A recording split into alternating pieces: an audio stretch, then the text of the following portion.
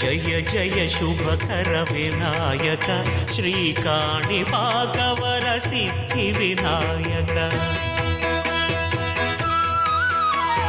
జయ జయ శుభకర వినాయక శ్రీకాణిపాకవర సిద్ధి వినాయక. నమస్కారం ప్రేక్షకులందరికీ శుభోదయం.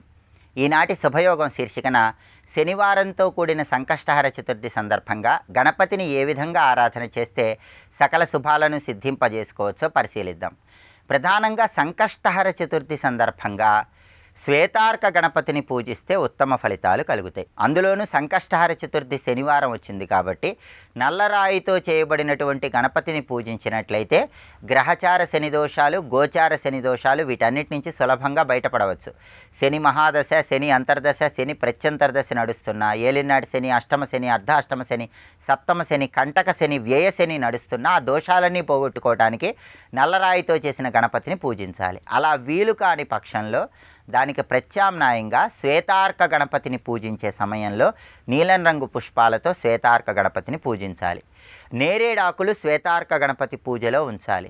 నువ్వులతో తయారు చేయబడిన పదార్థాలు శ్వేతార్క గణపతికి నైవేద్యంగా సమర్పించాలి. ఇలా చేస్తే శనివారంతో కూడిన సంకష్టహర చతుర్థి సందర్భంగా శని దోషాలను తొలగింపజేసుకోవడంతో పాటు గణపతి సంపూర్ణమైన అనుగ్రహానికి సులభంగా పాత్రలు కావచ్చు.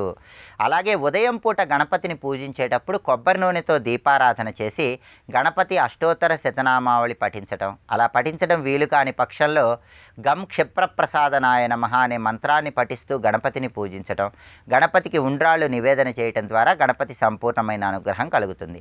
సాయంకాలం పూట గణపతిని పూజించేటప్పుడు మళ్ళీ కొబ్బరి నూనెతో దీపారాధన చేసి నమో హేరంబాయ మదమోదితాయ సంకష్టస్య నివారణాయ నమః అనే మంత్రాన్ని పఠిస్తూ గణపతిని ఎర్రటి పుష్పాలతో పూజించటం, గణపతి ప్రీతి కోసం ఉండ్రాళ్ళు లేదా లడ్డూలు నైవేద్యంగా సమర్పించడం ద్వారా గణపతి సంపూర్ణమైన అనుగ్రహం కలుగుతుంది. అలాగే ఈరోజు గణపతి ఆలయంలో గణపతికి గరికపోచలు కలిపిన నీటితో అభిషేకం చేయించుకున్నట్లయితే పోగొట్టుకున్న ధనకనక వస్తువాహన ప్రాప్తిని సిద్ధింపజేసుకోవచ్చు. అరటి పండ్ల గుజ్జుతో గణపతికి అభిషేకం చేయించుకున్నట్లయితే చేతి వరకు వచ్చి జారిపోతున్న పనుల్లో విజయ ప్రాప్తిని సిద్ధింపజేసుకోవచ్చు. ప్రదోష కాలంలో గణపతి ఆలయ దర్శనం, గణపతి ఆలయంలో ప్రదక్షిణలు విశేషమైన శుభ ఫలితాలను కలిగింపజేస్తాయి. సంకటనాశక గణేష స్తోత్రము లేదా గణేష పంచరత్న స్తోత్రాన్ని ప్రదోష కాలంలో గణపతి ఆలయంలో కానీ గృహంలో కానీ పఠించడం ద్వారా అన్ని విఘ్నాలు తొలగింపజేసుకొని గణపతి సంపూర్ణమైన అనుగ్రహానికి సులభంగా ప్రతి ఒక్కరూ పాత్రలు కావచ్చు. సంకష్టహర చతుర్థి సందర్భంగా ఈ విధి విధానాలు పాటించండి, విశేషమైన శుభ ఫలితాలు సిద్ధింపజేసుకోండి. రేపటి శుభయోగం శీర్షికన ఆదివారం సందర్భంగా సూర్యభగవానుడి సంపూర్ణమైన అనుగ్రహాన్ని సిద్ధింపజేసుకోవటానికి ఆదిత్య హృదయాన్ని ఏ విధంగా పఠించాలో, ఆదిత్య హృదయంలో ఉన్నటువంటి అంతరార్థం ఏంటో పరిశీలిద్దాం. నమస్కారం.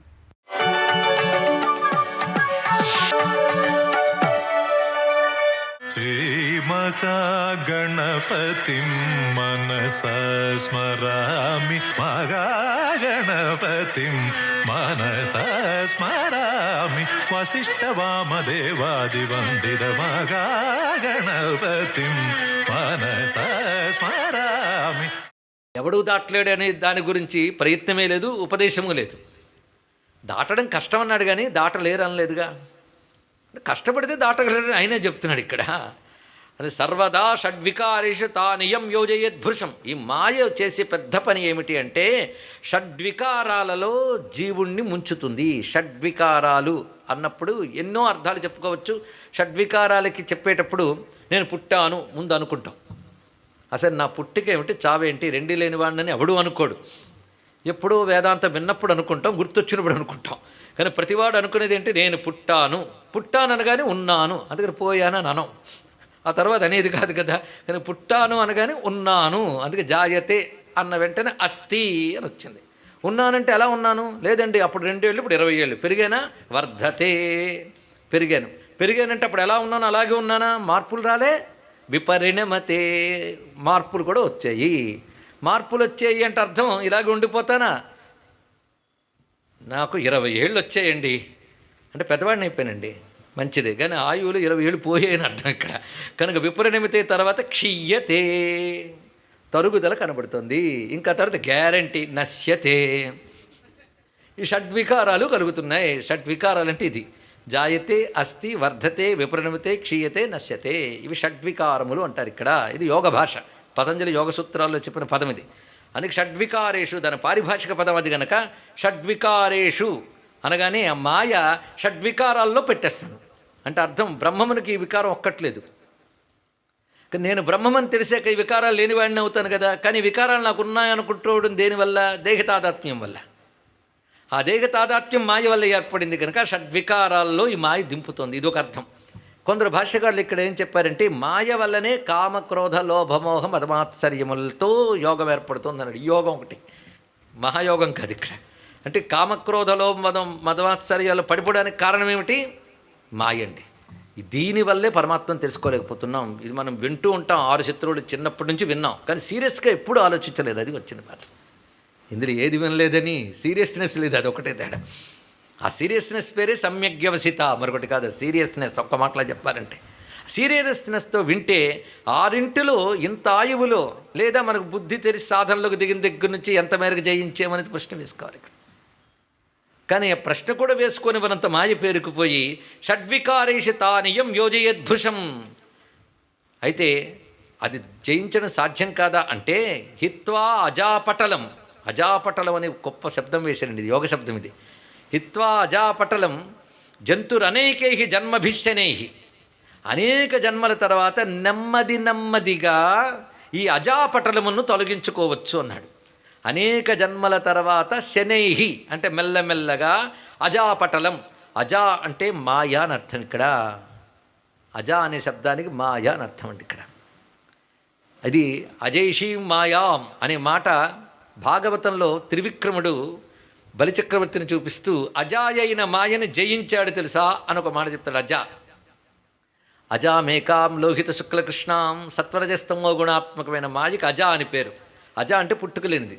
అంటే మాయ ఎప్పుడు మొదలైంది? ఆ ప్రశ్న వేసి అనవసరంగా తలకాయ నొప్పి తెచ్చుకోకు. ఎప్పుడు మొదలైందో తెలియదు. సృష్టి ఎంత అనాదో మాయ కూడా అంత అనాది.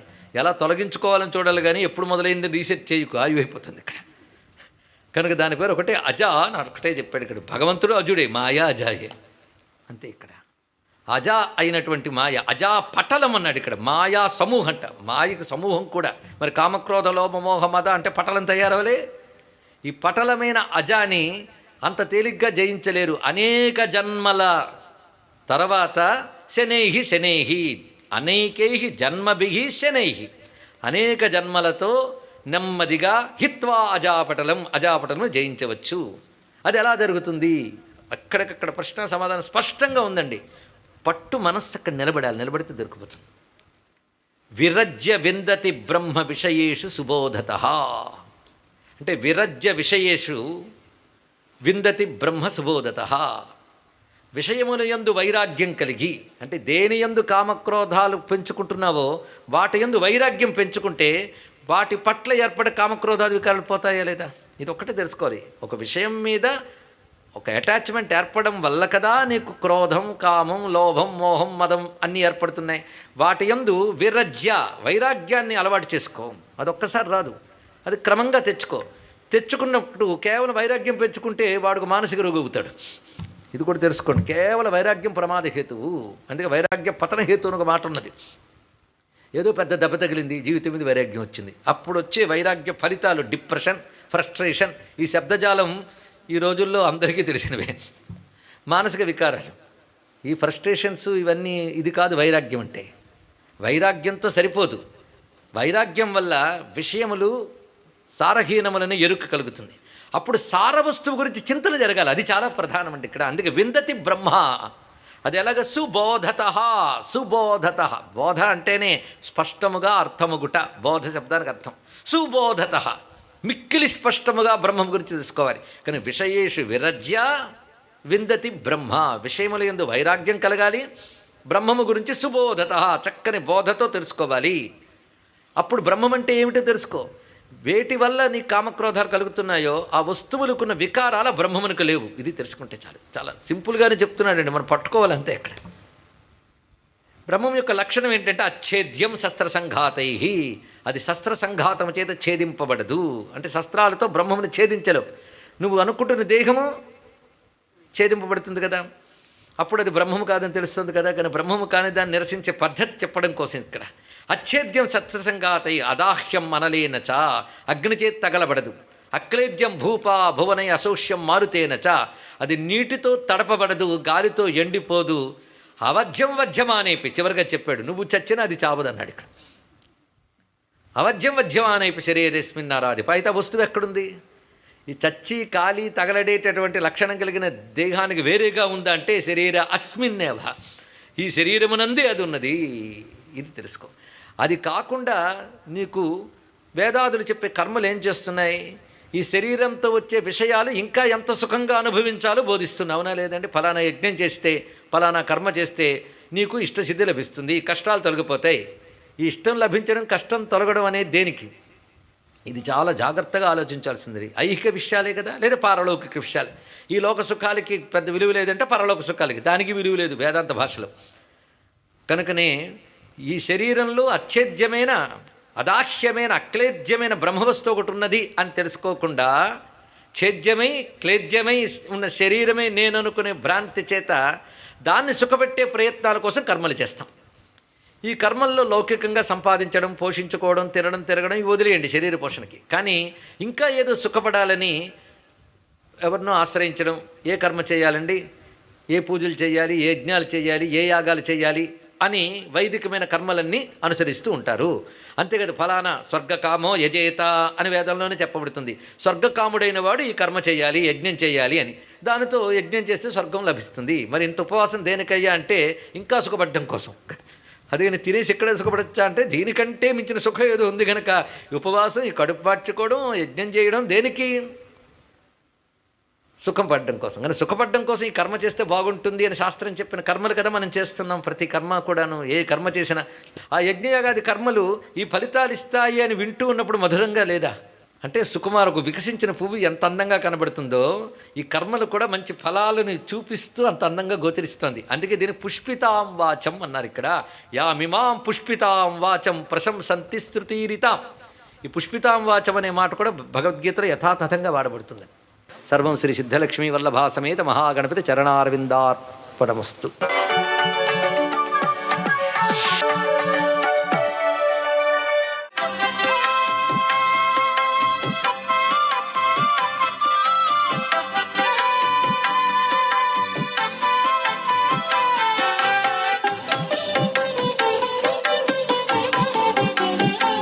ఓం నమో నారాయణాయ. ఓం నమః శివాయ. శ్రీమాత్రే నమః. ఈ రోజున భాద్రపద బహుళ చవితి, స్థితిపతి అయినటువంటి గణేష్ని కూడాను చాలా ప్రీతికరమైందిగా మనం భావించాలి. భాద్రపద మాసం వినాయకుడికి ప్రీతికరమైంది కాబట్టి ఈనాడు వినాయకుని గరికెతో పూజ చేయటం, 21 గరికెలతో స్వామిని ఓం అంటూ ఓంకార నామంతో కూడి పూజ చేయాలి. ఓం గణానాం త్వా అని చెప్పేసి ఇక్కడ శాస్త్రం. అందుచేత ఓంకారం పరబ్రహ్మ స్వరూపం కాబట్టి, ఆ ఓం అనేటువంటిది పరబ్రహ్మతత్వం కాబట్టి గణేశుని యొక్క తొండం కూడాను ఓంకారానికి ప్రతీకగా మనకు శాస్త్రాలు అభివర్ణిస్తున్నాయి. అందుచేత గరికతో స్వామిని పూజ చేయండి. 21 గరిక స్వామివారికి సమర్పించి 21 ఉండ్రాళ్ళు నైవేద్యంగా సమర్పించి స్వామి యొక్క అష్టోత్తర శతనామావళిని పఠిస్తూ సంకటనాశక గణేశ స్తోత్రాన్ని 9 సార్లు పఠించడం వల్ల విశిష్టవంతమైన అభివృద్ధి ఆ గణేశుడు మనకు కలిగిస్తాడు అని చెప్పేసి శాస్త్రం. ఇంత గొప్ప విశేషకరమైన ప్రభావం ఈ భాద్రపద బహుళ చవితి నాడే వచ్చింది కాబట్టి దీన్ని ఆచరించాల్సిన పరిస్థితి ఎంతైనా ఉంది. అంతేకాకుండా ఎరుపు రంగు పూలంటే స్వామికి ఇష్టంట. అందుచేత మందార పూలు, ఎరుపు రంగు పుష్పాలు, ఎరుపు రంగు గన్నేరు పుష్పాలు ఇవన్నీ కూడాను స్వామికి సమర్పించవచ్చు. అంతేకాదండి, మారేడు దళంతో గణేశుని పూజ చేయటం అభీష్ట సిద్ధికి నిదర్శనం. మారేడు దళం మీద పసుపు కుంకుమ చల్లి గణేషుని వద్ద గనక ఉంచినట్లయితే లక్ష్మీ గణపతి యొక్క ప్రభావం పనిచేస్తుంది. అంటే లక్ష్మీదేవితో కూడి గణపతి తన దివ్యవంతమైన అనుగ్రహ కరుణాకటాక్ష వీక్షణాల్ని ప్రసాదిస్తాడు. సర్వే జనా సుఖినో భవంతు.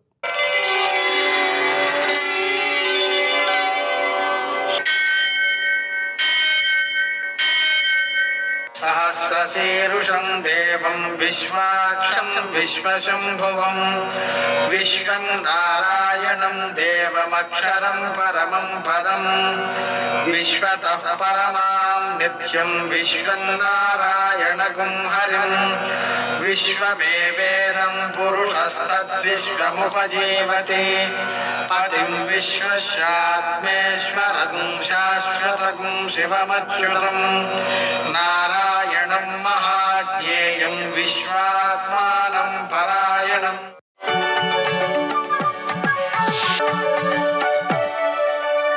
సూర్యశౌర్యమథేందురింద్రపదవీ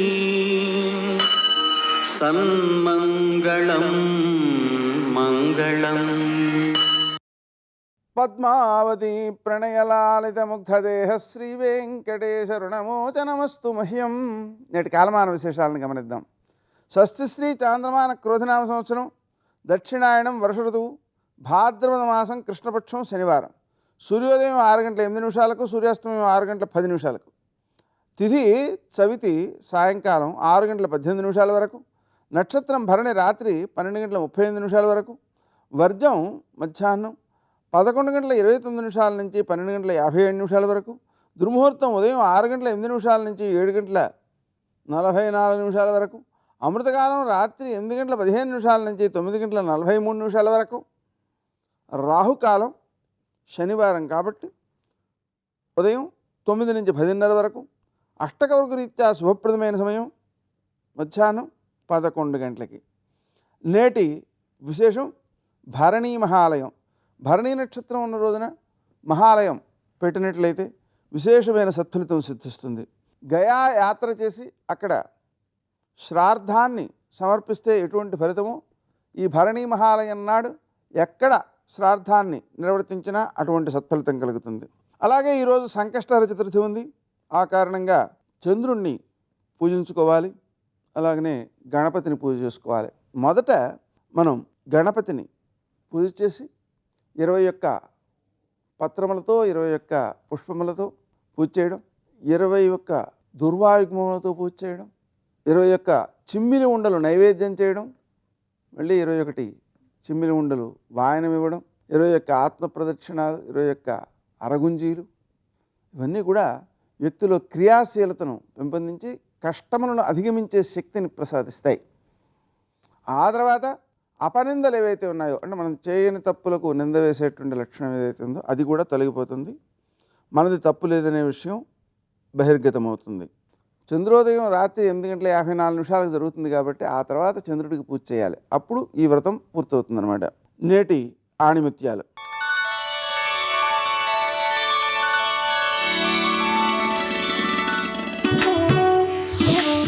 నీలోని బలహీనతలను నీచులకు తెలియచేయకూడదు. సమయం చూసి హేళన చేస్తారు.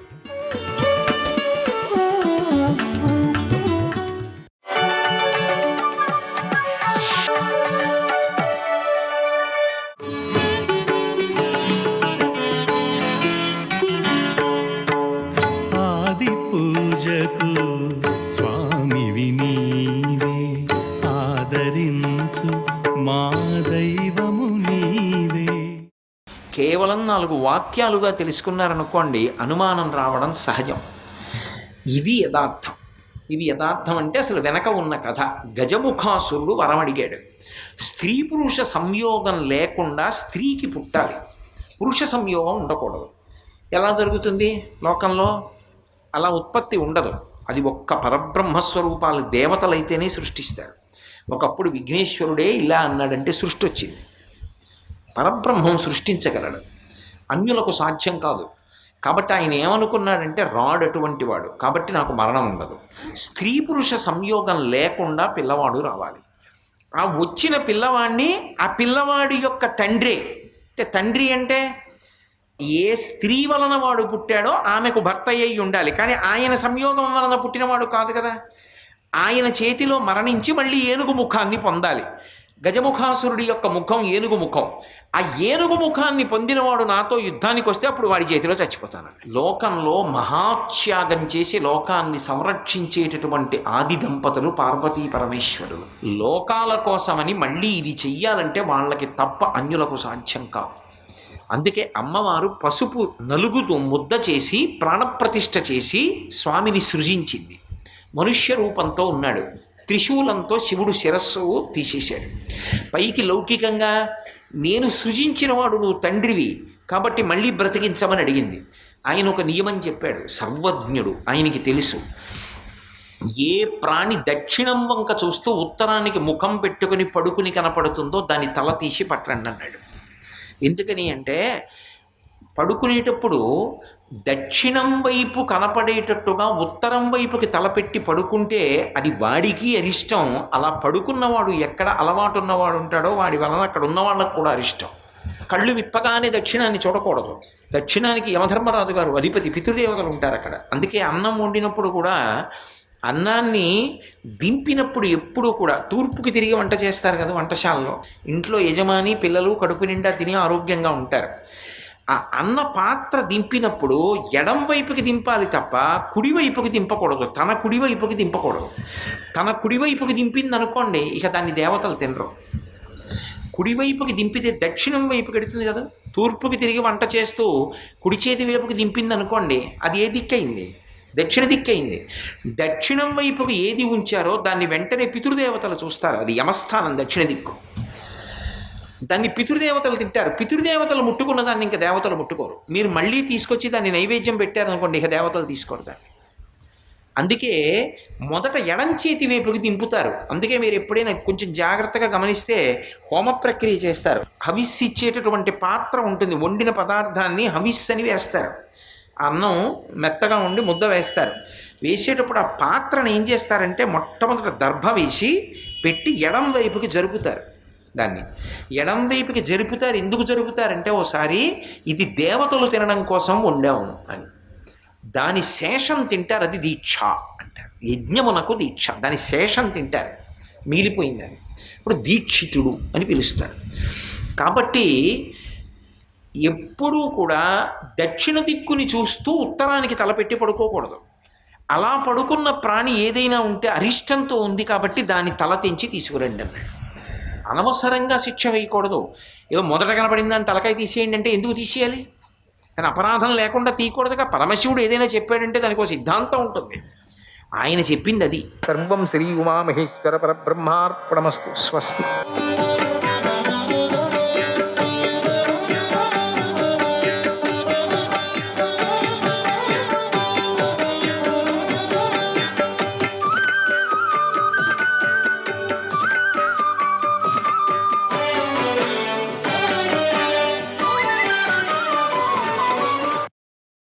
లోపల ఉండేటువంటి అగ్ని నశించిపోవాలి, అది చల్లారిపోవాలి.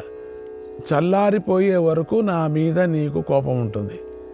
అపకారం చేసిన వాడిని, అపకారం పొందినవాడు అర్థనామాలతో సత్కరించిన, అర్థమానాలతో సత్కరించినప్పటికీ అటువంటి శత్రువుపై విశ్వాసం ఉంచకూడదు. దుర్బలను వారు చేసిన పనులే భయపెడతాయి. ఇంతవరకు నేను నీకేమీ అపకారం చేయలేదు, నీవు కూడా నాకేమీ అపకారం చేయలేదు, మన ఇద్దరం స్నేహితులమే. అందువల్ల నేను నీ ఇంట నివసించాను. ఇప్పుడు నేను నిన్ను నమ్మలేను అంది. అప్పుడు బ్రహ్మదత్తుడు ఇలా అన్నాడు, కాలమే అన్ని పనులు చేస్తుంది. కాల ప్రభావం వలననే వివిధ క్రియలు జరుగుతుంటాయి. మరి ఎవరికి అపరాధం చేసినట్టు? మరణము జననము సమానంగానే జరుగుతుంటాయి కదా. అందరూ కాలం కారణంగా జన్మిస్తారు, ఆ కారణంగానే మరణిస్తారు కూడా. కొన్ని ప్రాణులు సామూహికంగా మరణిస్తాయి, కొన్ని ఒక్కొక్కటిగా మరణిస్తాయి, కొన్ని చిరకాలం జీవిస్తాయి. ఇంధనాన్ని అంటిన నిప్పుల కాలమే సర్వప్రాణులను దహిస్తుంది. పరస్పరం జరిగే అపరాధాలను కూడా నీవు కారణం కాదు, నేను కారణం కాదు. ప్రాణులకు ఎప్పుడు సుఖదుఖాలను కలిగించేదే కాలమే కదా. కాబట్టి పూజని స్నేహంతో స్వేచ్ఛగా ఏ బాధ పడకుండా ఇక్కడే నివసించు. నీవు చేసిన తప్పు నేను క్షమించాను, నీవు కూడా నన్ను క్షమించు అన్నాడు. పూజని ఇలా అన్నది, కాలమే అన్నిటికీ కారణమైతే, ఎవరితోనూ ఎవరికీ వైరమే లేకపోతే, తమ వారిని ఎవరైనా చంపినప్పుడు ఆ హతుడి బంధువులు ప్రతీకారం ఎందుకు తీర్చుకుంటారు? అయితే మళ్ళీ ప్రశ్న ఎంత బాగుంది చూడండి. కాలమే అంటే ఎందుకు ఇట్లా అవుతుంది? అయితే అంటే కాలం వల్లనే మృత్యువు, సుఖదుఖాలు, పెరుగుదల, తరుగుదలలు జరిగినట్లయితే గతంలో దేవతలు, రాక్షసులు ఒకరినొకరు ఎందుకు చంపుకునేవారు? వైద్యులు రోగులకు చికిత్స చేయాలని ఎందుకు అనుకుంటారు? కాలమే కదా. వాళ్ళకు రోగం వచ్చిందని ఊరికే ఉండొచ్చు కదా.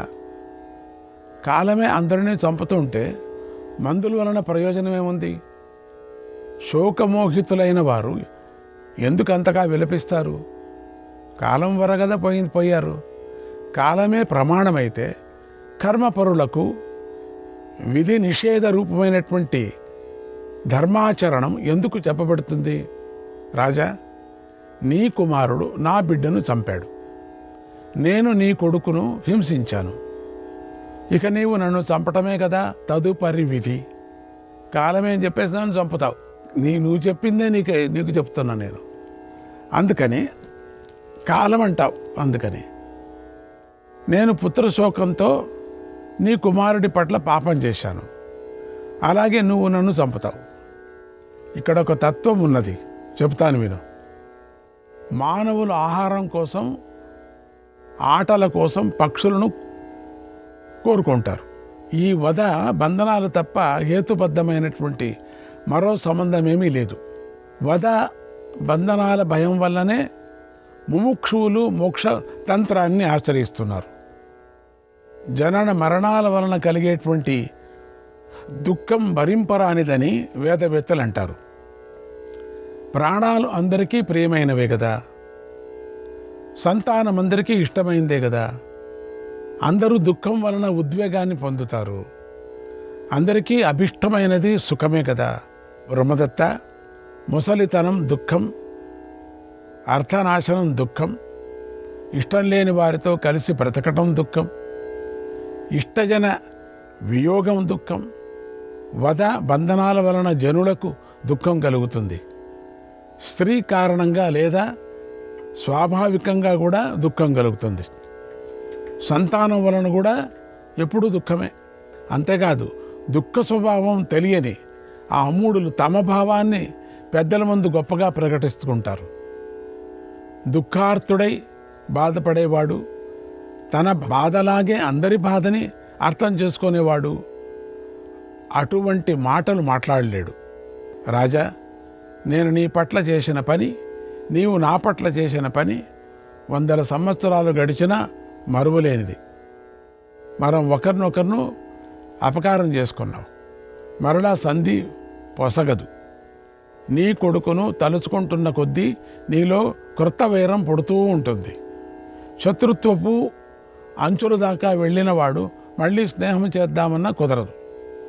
పగిలిన కుండ మళ్ళీ అతకొత కదా. విశ్వాసమే దుఃఖహేతువు అని అర్థశాస్త్రాలను నిశ్చయించాయి. పూర్వం శుక్రుడు ప్రహ్లాదునకు 2 గాథలు ఇలా చెప్పాడు. తేనె మీద శ్రద్ధతో ఎండుగడ్డి కప్పిన కూపాలలో పడి ప్రాణాల మీదకు తెచ్చుకున్నట్లు శత్రువుల సత్యాలపై కానీ అసత్యాలపై కానీ విశ్వాసం ఉంచిన వారు చంపబడతారు. ఏ వంశంలో అయినా దుఃఖహేతువైన వైరం ఉన్నంతకాలం శాంతి ఉండదు. ఎవరో ఒకరు దాన్ని కదుపుతూనే ఉంటారు. కాబట్టి వంశంలో ఏ ఒక్కడు జీవించి ఉన్నా ఆ వైరం కొనసాగుతూనే ఉంటుంది. రాజా, లోపల వైరాన్ని దాచుకొని కొందరు పైకి తీయటి వాక్యాలు పలుకుతూ ఉంటారు. నిండుకుండను రాతిపై పడవేసి బద్దలు వేసినట్లు, నేతిపై రెల్లుగడ్డి కప్పి ఊరికే ఉన్నట్టు. ఎప్పుడైనా పొగ వేయచ్చు కదా, ఎప్పుడైనా పొగ పెట్టచ్చు, ఎప్పుడైనా అగ్ని పెట్టచ్చు. తీయగా కప్పాను అంటారంతే. ఇది నేను నమ్మను. అందుకని బద్దలు చేసినట్లు కుండను సమయం చూసి నమ్మిన వాడిని విసిరి కొడతారు. రాజా, ఎవరికైనా అపకారం చేసిన తరువాత ఎప్పుడూ నమ్మకం ముంచుకోరాదు. ఇతరులకు అపకారం చేసి ఆపై వారిని నమ్మితే దుఃఖపడాల్సి వస్తుంది అన్నది. బ్రహ్మదత్తుడు ఇలా అన్నాడు, నా విశ్వాస విందతే అర్థాన్, నా విశ్వాస విందతే అర్థాన్,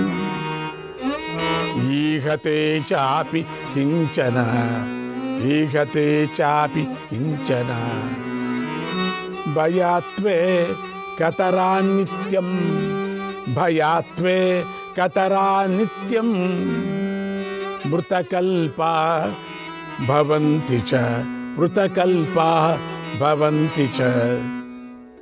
అవిశ్వాసంతో జీవితంలో దేనిని పొందలేం, ఏ పని చేయలేం. మనస్సులో ఒకవైపు ఎప్పుడూ భయం ఉంటే ఆ మనుషులు మృతప్రాయలే అన్నాడు. పూజని ఇలా అంది, గాయపడిన పాదాలతో ఇంకా పరుగులు పరుగులు పెడుతూ ఉంటే ఇంతగా ముడుచుకొని పరిగెత్తినా ఎంతగా పాదాల గాయాలు పెద్దవే అవుతాయి కదా. ఎట్లా మరి ఎంతింత ముడుచుకొని పరిగెట్టినప్పటికీ కూడా గాయాలే కదా.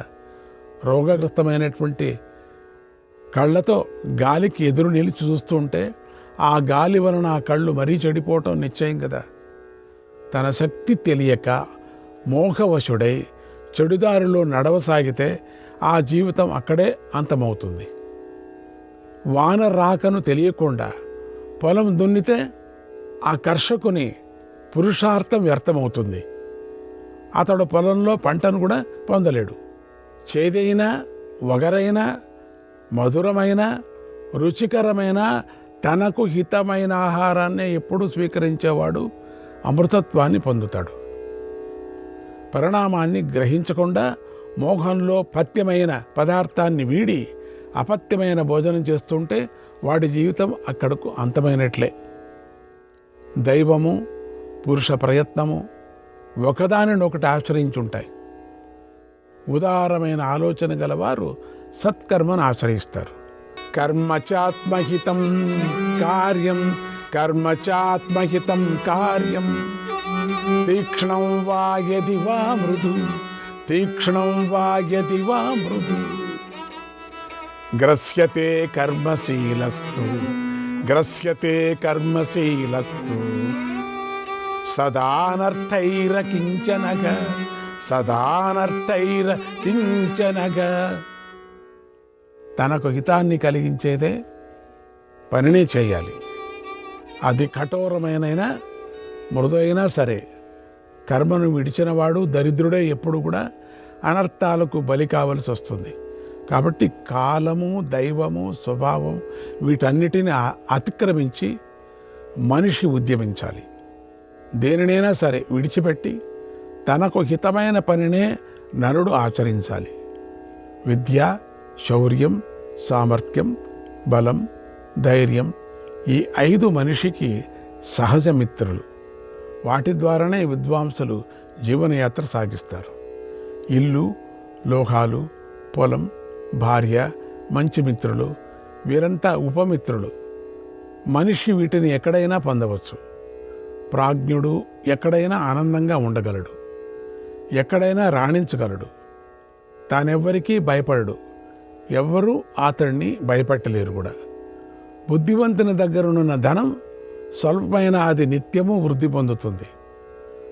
సమర్థతతో పనిచేస్తూ సంయమనం ద్వారా అతడు కీర్తి పొందగలడు.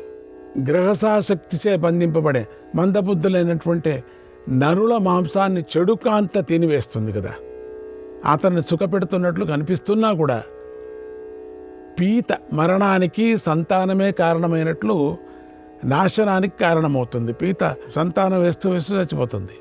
కొంతమంది నా ఇల్లు, నా పొలాలు, నా మిత్రులు, స్వస్థలం అని వాటిని గురించి చింతిస్తూ దుఃఖపడుతూ ఉంటారు. తన ఊరు వ్యాధులకు, కరువు కాటలకు లోనైతే అక్కడి నుండి నిష్క్రమించాలి. మరొక చోటుకి నివసించటానికి వెళ్ళాలి, లేదా అక్కడే గౌరవంగా బ్రతకగలగాలి. కాబట్టి రాజా, నేను మరొక చోటుకు వెళతాను, ఉండాలనిపించటం లేదు నాకెందుకో. నేను నీ కొడుకు విషయంలో చేయరాని పని చేశాను.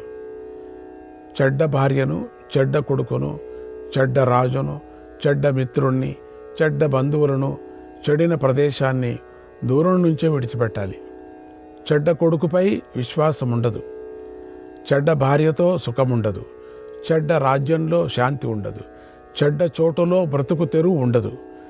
చెడ్డ వానితో స్నేహం ఎప్పుడూ అస్థిరమే, కుమిత్రుడితో మైత్రి కుదరదు. సంబంధం చెడిన చోట స్వప్రయోజనాలలో తేడా వస్తే అవమానం జరుగుతుంది.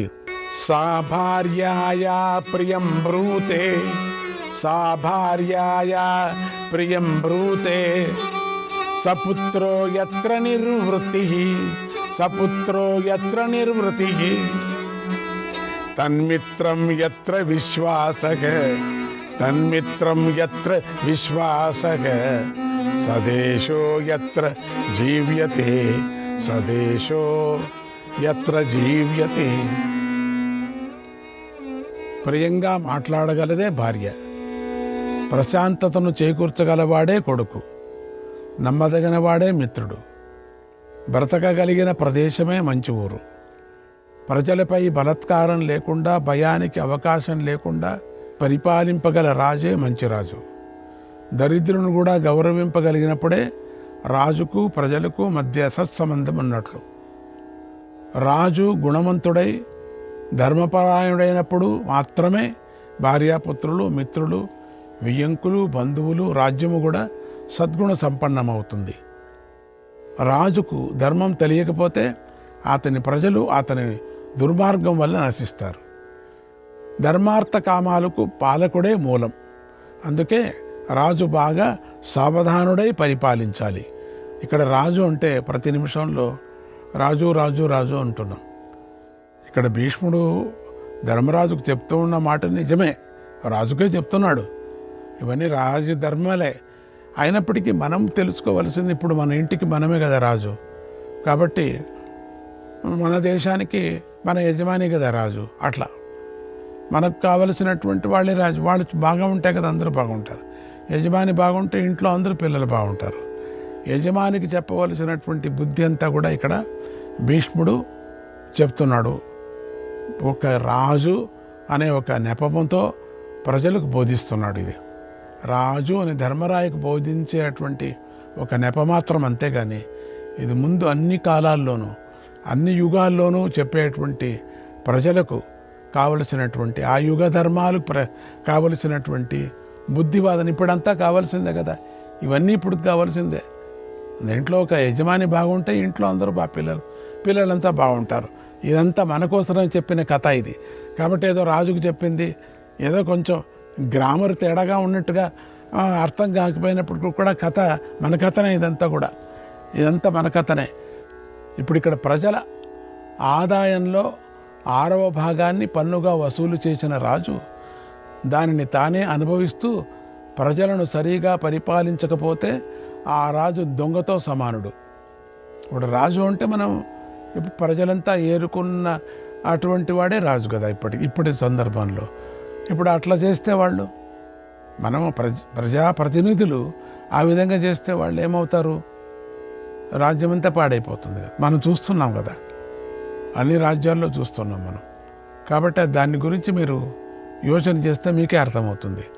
ప్రజలకు అభయం ఇచ్చిన రాజు అర్థలోపంతో తానే దాన్ని పాటించకపోతే ఆ పాపాత్ముడు లోకులందరి పాపాన్ని మూటగట్టుకొని నరకానికి వెళతాడు. ప్రజలకు అభయమిచ్చి ధర్మపూర్వకంగా పరిపాలన చేస్తూ తన ప్రతిజ్ఞను పాటించిన రాజు ప్రజలందరి సుఖాలకు కారకుడవుతాడు. నిజం కదా. మనువు రాజుకు ఉండవలసినటువంటి లక్షణాలను 7 చెప్పాడు. అంటే తల్లి, తండ్రి, గురువు, రక్షకుడు, అగ్ని, కుబేరుడు, యముడుగా కూడా రాజు ప్రజలను నడిపించాలి. ప్రజలను ఎప్పుడూ దయతో చూడదగిలిన రాజు ఆ రాజ్యానికి తండ్రి వంటివాడు. అటువంటి రాజు దగ్గర దొంగమని అని నటించే మనిషి పశుజాతుల్లో జన్మిస్తాడు. రాజు దీనులను కూడా చైతన్యపరచి వారిని ఆదరిస్తాడు.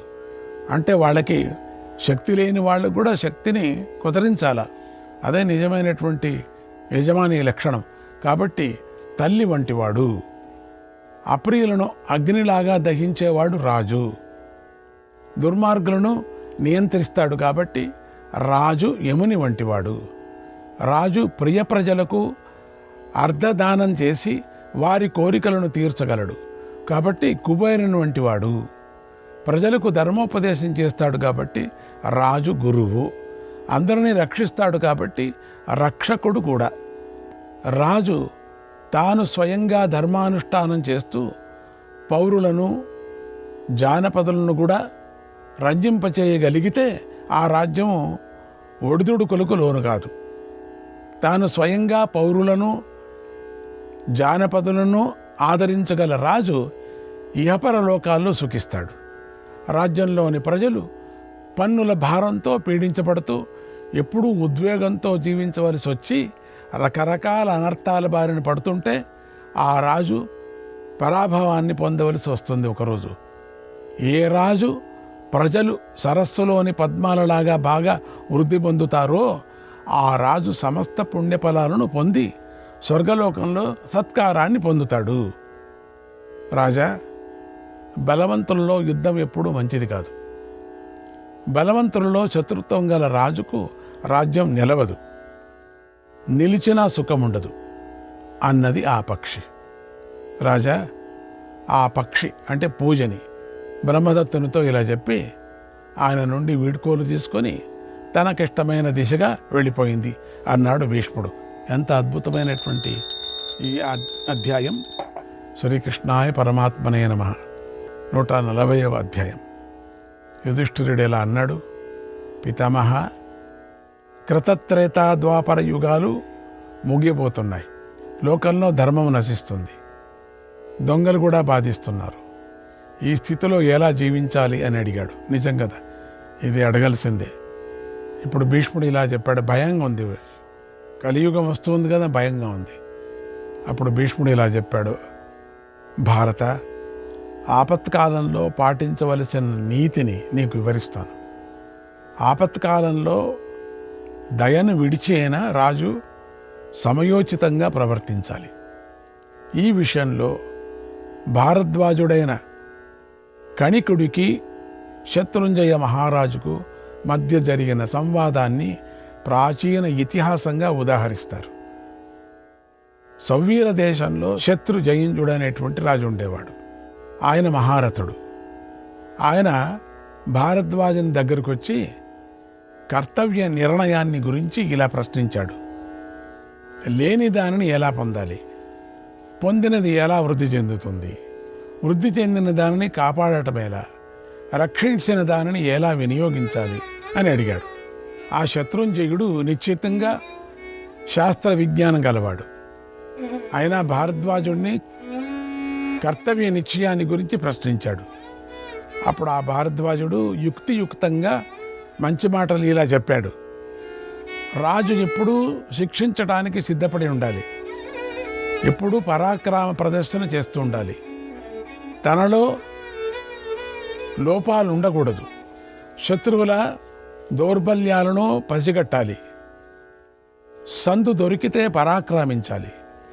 ఎప్పుడూ శిక్షించటానికి సిద్ధపడే రాజును చూసి ప్రజలు భయపడతారు. అందువలన సమస్త ప్రాణులను దండనతోనే లొంగదీసుకోవాలి. ఈ రీతిగా తత్వజ్ఞానులైన పండితులు దండననే అభినందిస్తారు. కాబట్టి సామ, దాన, భేద దండాలలో దండోపాయమే ప్రధానం. ఇది రాజులకు సంబంధించింది. ఇది ఇంతకు పైన చెప్పినటువంటి మాటలు ఇప్పటి కాలానికి సంబంధించింది. చూసాడు ఎంత బాగుందో. ఆ పక్షికి రాజుకు జరిగిన మాటలు ఇప్పుడు కాలానికి సంబంధించినటువంటివి. ఇప్పుడు జరిగేటువంటిది అప్పుడు ద్వాపర యుగంలో జరిగే రాజులకు సంబంధించింది. మనం తీసుకునే విధానం ఉంది మహాభారతం. ఇష్టం వచ్చినట్టు తీసుకుంటే మనకు అర్థం కాదు. మూలాధారం నశించిపోతే దానిని ఆశ్రయించిన అందరి జీవనము నశించినట్లే కదా. శ్రీకృష్ణాయ పరమాత్మనే నమః.